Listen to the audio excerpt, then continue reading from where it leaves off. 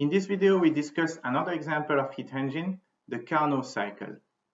The Carnot cycle is important because it is the cycle that has the maximum efficiency. It was proposed by Sadi Carnot, a French physicist, who died relatively young. Right? He was interned in an asylum and died of cholera. But his work is very important for thermal engines, and he is considered the father of thermodynamics.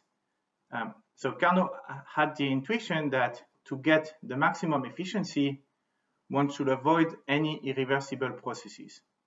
And you know that when you have a temperature difference, there will be a heat transfer from the hot part to the cold part. And this transfer happens only in one direction, from hot to cold, and it is not reversible.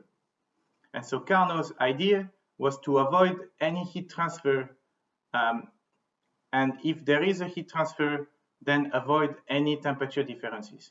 And so, so this way you could make it reversible. And so here is the Carnot cycle. It has only adiabatic processes for which there are no heat transfer, or isothermal processes for which there is no temperature difference. And so on a PV diagram, which is represented here, you have two adiabatic and two isothermal processes.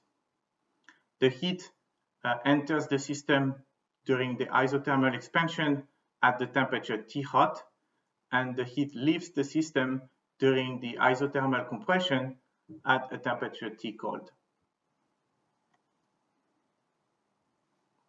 So what is the thermal efficiency of the Carnot cycle? It will depend on the gas, but we will show that for an ideal gas, the Carnot efficiency is equal to 1 minus T cold over T hot.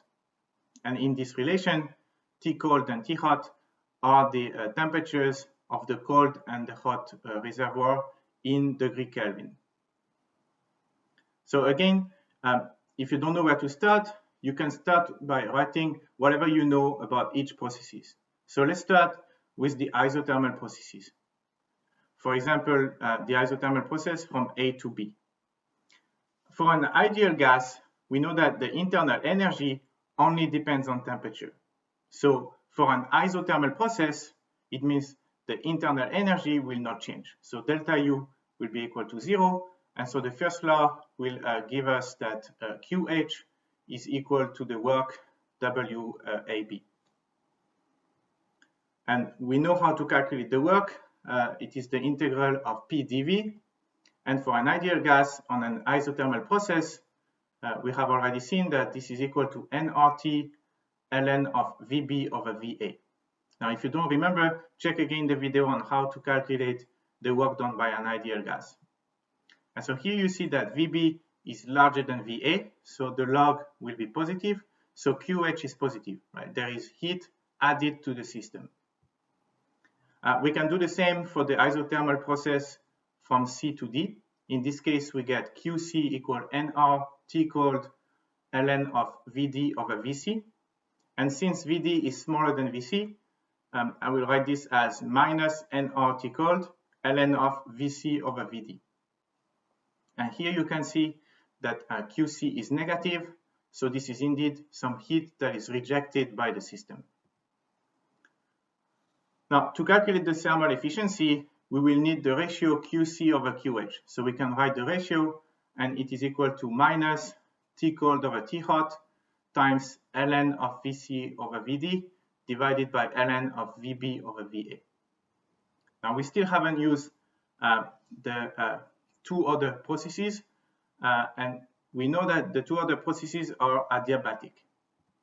So let's use them. So we know that for an adiabatic process on an ideal gas, we have TV to the power gamma minus 1 is a constant. So let's write this for the adiabatic process from D to A. Then we have T cold VD to the power gamma minus 1 is equal to T hot VA to the power gamma minus 1. Then we can do the same for the adiabatic process between B to C. We have T cold VC to the power gamma minus 1 is equal to T hot VB to the power gamma minus 1. Now, in the relation for QC over QH, we have ratios of volumes. So you can write the ratio of these two relations, and you obtain that VC over VD is equal to VB over VA. And you can put this in the relation for QC over QH. We see that the logs will be equals, and so we can simplify, and we find that QC over QH is equal to minus T cold over T hot. Right. Does it make sense? Well, you see that it is negative, which is expected since QC is negative. And we see that it will be smaller than 1 because T cold is smaller than T hot. And so that means that there is less heat that is rejected than there is heat that is added to the system. And this makes sense because some of this heat added to the system is used to produce some work during the cycle. Now we can write the thermal efficiency. We have seen that the thermal efficiency is equal to 1 plus QC over QH. And so for the Carnot cycle, it will be equal to 1 minus TC T cold over T hot, right? Which is the relation we wanted to obtain. Now this is the second time we obtain a relation for the thermal efficiency. And so remember the method, right? We write what we know for each step. And here we have 2 adiabatic and 2 isothermal processes. And then we combine the relations to find the thermal efficiency. You see that the thermal efficiency increases if T hot increases and T cold decreases. So you want to make the hot reservoir as hot as possible and the cold reservoir as cold as possible. This is totally expected. In fact, a heat engine uses a temperature difference to produce work, and so having the largest temperature difference is better. I will mention that this discussion on the Carnot cycle is related to the second law of thermodynamics. One of the statements of the second law of thermodynamics is simply that no engine can be more efficient than a Carnot engine. So calculating the efficiency of a Carnot cycle gives you the theoretical limit that you can get, right? It gives you the best efficiency that you can achieve with any kind of design.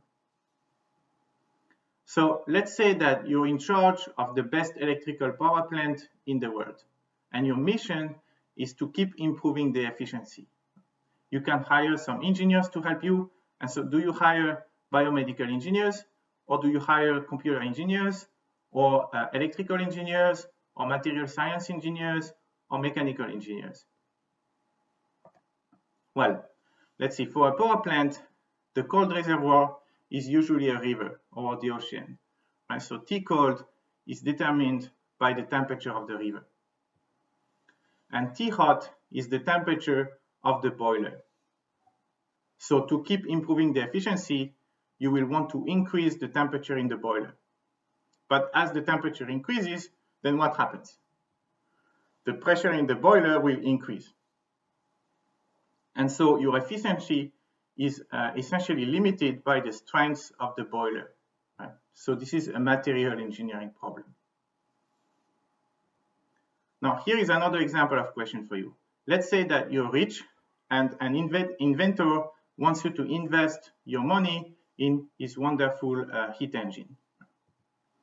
It is an engine that is made of copper, it is air-cooled, and it has an efficiency of 85%. So do you invest your money in this machine? Well, you can calculate the Carnot efficiency. The system is air-cooled, so the cold temperature is 300 Kelvin. And then you don't know the hot temperature, but the engine is made of copper. So at least it has to be lower than the melting temperature of copper, which is 1356 Kelvin. And so you can calculate the Carnot efficiency as 1 minus T cold over T hot. And so it will be smaller than 1 over 300 divided by 1356, which is 78%. And so there is no way a machine could have an efficiency of 85%, right? This would violate the second law of thermodynamics. So don't invest your money. This is a scam.